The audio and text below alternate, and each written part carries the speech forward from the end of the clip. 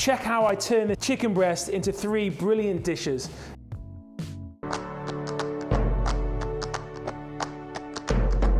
Hi guys, Chef Jamie here. Today I'm going to show you how we can convert these humble chicken breasts into 3 fantastic dishes.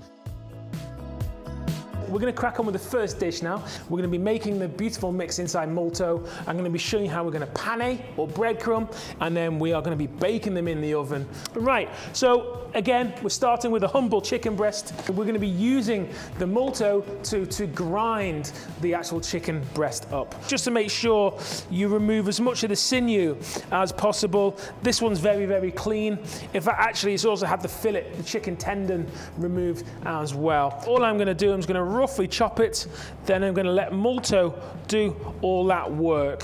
One whole chicken breast should make around about 10 nuggets. So now what we got is we've got our chicken breast in there. We need to add some flavors in there. Some onion powder,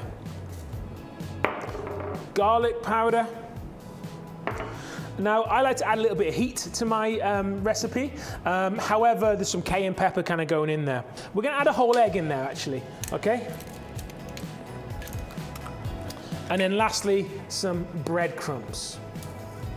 A little pinch of salt, and then we're going to process this. And we're going to probably process for about 15 seconds at speed setting 8. We're going to take a look at the bowl, and as you can see, the mix is just ground up very, very beautifully, and it's perfect to start making our nuggets. Now, if your mix is quite wet, what you can do is you can add another couple of teaspoons of breadcrumbs to that mix, and then that should be absolutely perfect. What we're going to do now is we're going to be breadcrumbing and shaping our nuggets. We have some flour, we have some egg, and then we have some breadcrumbs. Now this is what we call pane. So what I'm doing, I'm just making some nuggets, and I'm probably just going to put them to one side for now, okay? Now it's time for we're going to be coating the mix. So we're going to go flour, egg, and then into the breadcrumbs.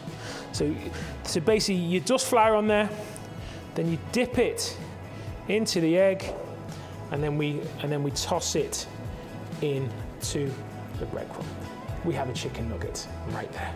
Okay guys, so these are now done. Now what you can do after you breadcrumb them, you could give them one final little squish down and kind of reshape, so then you've got these perfect kind of chicken nugget looks. So we're gonna stick them in the oven, okay, for about 15 minutes at 420. Now you might notice they're not as crispy and as golden brown as however, they're not as golden brown because they're not fried or they're not deep fried, they're baked in the oven. So obviously it's going to give us a lot healthier kind of finish to it.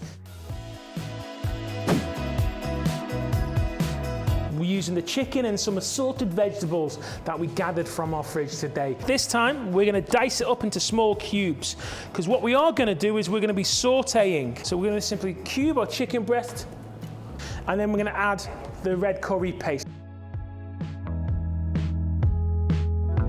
Cooking on saute mode, remove the measuring cup, okay?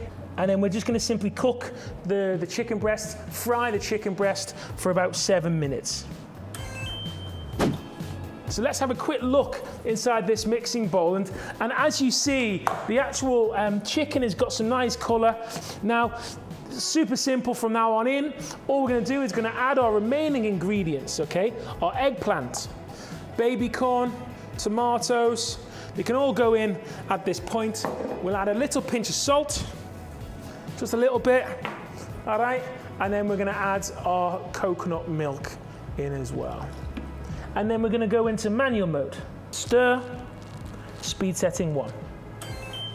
So let's take a look to see what's happened inside this bowl within these last sort of 20 minutes. Oh, smells amazing. Okay, you see the beautiful reddy orange kind of color. Just to soak up all them amazing, just let the rice soak up the brilliant flavors.